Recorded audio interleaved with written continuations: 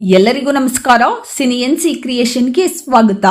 Sandalwood ನ ಕರಿಚಿರತೆ ಅಂತಾನೆ famous ಆಗಿರುವ ದುನಿಯಾ ವಿಜಯ್ ಡೈರೆಕ್ಟ್ ಮಾಡಿರುವಂತಹ ಮೊದಲ ಸಿನಿಮಾ ಸಲಗ 2021ರಲ್ಲಿ ಸಕ್ಸಸ್ ನ ಕಂಡಿತ್ತು. ವಿಜಯ್ ಮತ್ತೆ ನಟಿಸಿ ನಿರ್ದೇಶಿಸಿರುವ ಎರಡನೇ ಬಹು ನಿರೀಕ್ಷಿತ ಸಿನಿಮಾ ಭೀಮಾ ಚಿತ್ರದ ಟ್ರೈಲರ್ ಯೂಟ್ಯೂಬ್ ನಲ್ಲಿ ರಿಲೀಸ್ ಆಗಿ ಎಲ್ಲರ ಮನೆ ಮಾತಾಗಿದೆ. ಈ ಸಿನಿಮಾದಲ್ಲಿ ಸ್ಪೆಷಲ್ ಅಂತ ಏನೂ ಇಲ್ಲ.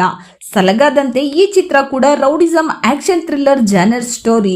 ಆದ್ರೆ ಈಗಿನ ಜನರೇಷನ್ ನೋಡ್ಲೇಬೇಕಾದಂತಹ ಸಿನಿಮಾ. ಯೂತ್ಗೆ ಅಂತಾನೆ ಒಂದೊಳ್ಳೆ ಮೆಸೇಜ್ ಈ ಸಿನಿಮಾದಲ್ಲಿದೆ.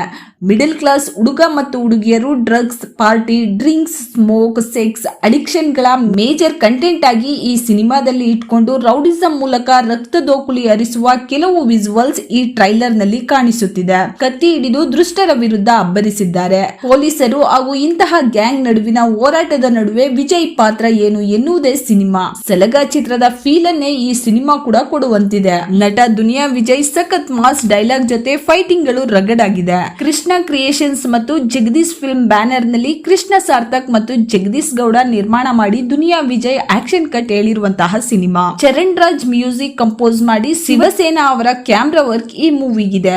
ಭೀಮಾ ಸಿನಿಮಾವನ್ನ ತುಂಬಾನೇ ಟೈಮ್ ತೆಗೆದುಕೊಂಡು ಮಾಡಿದಂತಹ ಚಿತ್ರ.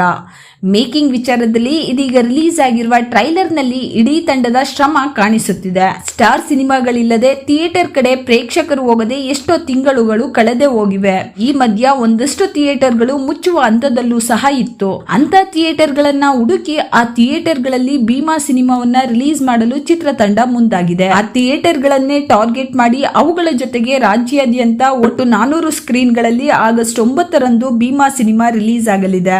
ಈ ವಿಡಿಯೋ ಏನಾದರೂ ಇಷ್ಟ ಆಗಿದ್ರೆ ಲೈಕ್ ಮಾಡಿ, ಶೇರ್ ಮಾಡಿ, ನಿಮ್ಮ ಅನಿಸಿಕೆಯನ್ನ ಕಮೆಂಟ್ ಮಾಡಿ, ಮಿಸ್ ಮಾಡದೆ ಸಬ್ಸ್ಕ್ರೈಬ್ ಮಾಡಿ.